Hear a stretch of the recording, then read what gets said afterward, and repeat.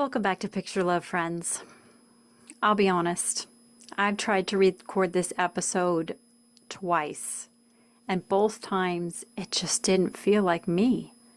I think I was trying to sound professional, I was trying to sound articulate, and I wasn't trying to be me. So here I am, unscripted and authentic, because that's who you deserve to listen to. If you're sharing your valuable time, you deserve to listen to real Kris. So I'm going to share from my heart today.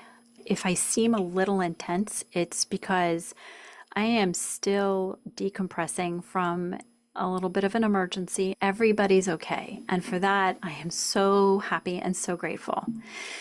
But like more and more people in the world right now are sharing stories of grief and fear and stress and panic and crisis. And I don't want to spread more of that. I want to spread encouragement. I want to hold safe space where I can share authentically from my heart without multiplying more fear and more of that which holds us back from living fully. I want to call out a few experiences that just don't align anymore, and I will share briefly, in not too much detail, what I'm grateful to be speaking from after the fact. So my daughter lives far away and is a flute teacher in public schools in Texas and is one of my heroes. And they would think that I was just blowing smoke, but it's true. And on my daughter's 23rd birthday, they stepped into hero mode without ever meaning to. They were just being their authentic self. And for that, I am so grateful and so proud. And I'm so grateful to say that nobody was harmed, but the emotional harm was bad enough. There was a bomb threat at my daughter's school. And while investigators were responding, the school went on lockdown. They weren't even supposed to be there anymore at that point, but schedules got messed up and fire drills happened and lessons had to be delayed. And my daughter is so committed, they stayed around to teach at the later time, and that's when lockdown happened. So not the birthday one might plan for oneself. I'm really grateful for the way I saw my daughter respond after the fact. But the crisis I lived was not knowing if they were okay, and the frustration of looking at the media for some headlines or social media or something on the websites in the school district or some way of knowing what's going on, because they shut off the whole darn network. So no calls could go in or out for obvious reasons, because you want to cut off the communication of anybody who might be coordinating this. But meanwhile, parents were in a frenzy, students were scared, staff was oblivious, and administration, they learned a lesson, hopefully. They did not have a plan for when the emergency was outside the building. Anyway, I'm not going to multiply my frustration at that administration. I'm going to share with you that I found myself making a choice. I can either go in a downward spiral of fear and panic and scrolling, which I started to do. It lasted for the better part of the first hour when I realized my calls are not going through, my texts are not going through, and I cannot find my daughter's location through the phone. So I was looking for media to find out some information, some news, some updates. Well, there were plenty of articles talking about it with the timestamp when it first happened, but nobody was giving updates. Nobody was saying it's still going on. And those articles sat there for 3, 4, 5 hours.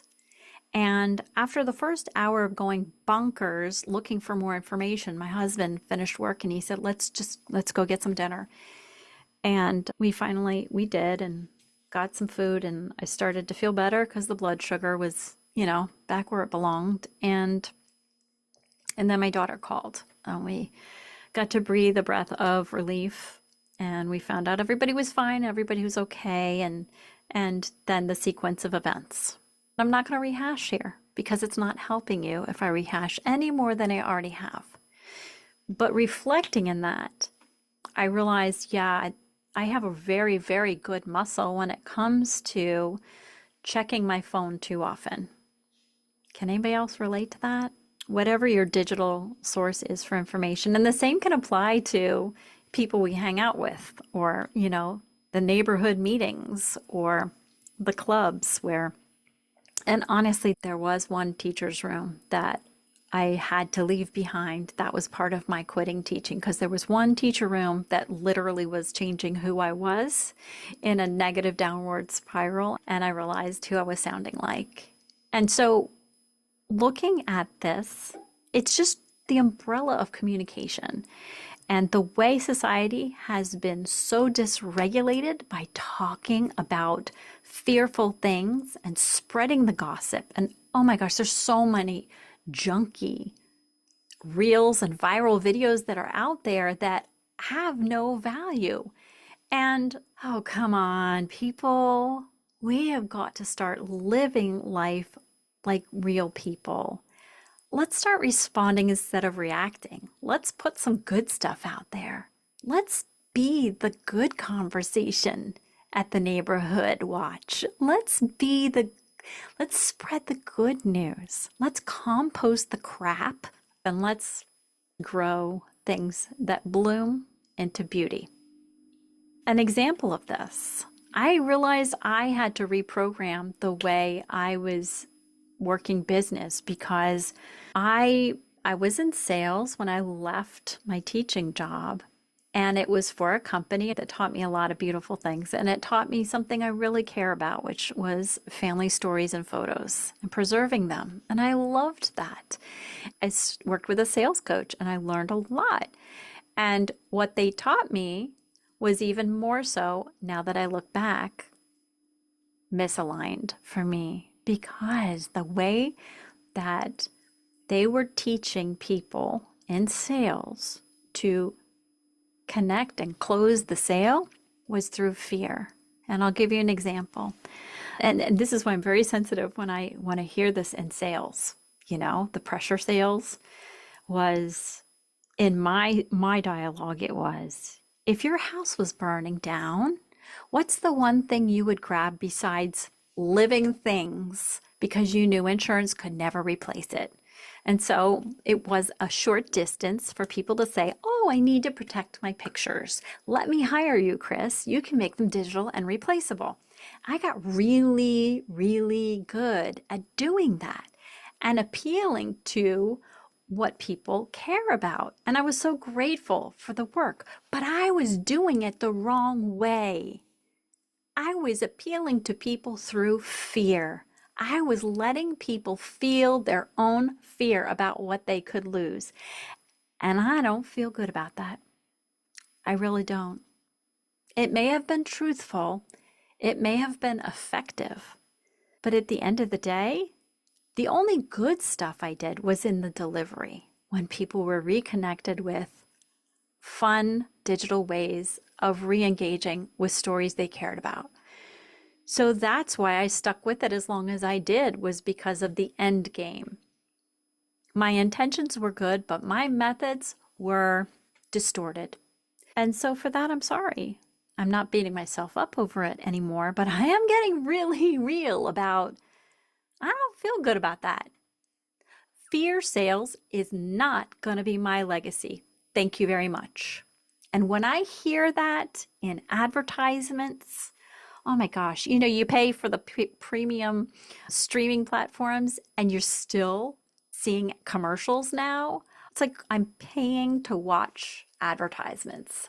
Don't get me started on that rabbit hole.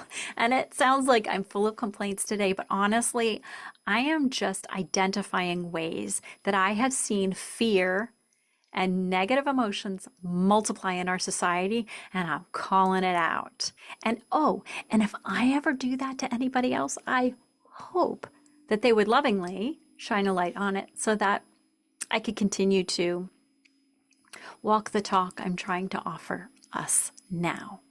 Because there are so many ways of communicating without having to put somebody in a place of dysregulation and fear.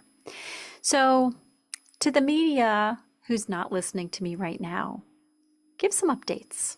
Give some updates. Put something, not just fear out there, but say, great news.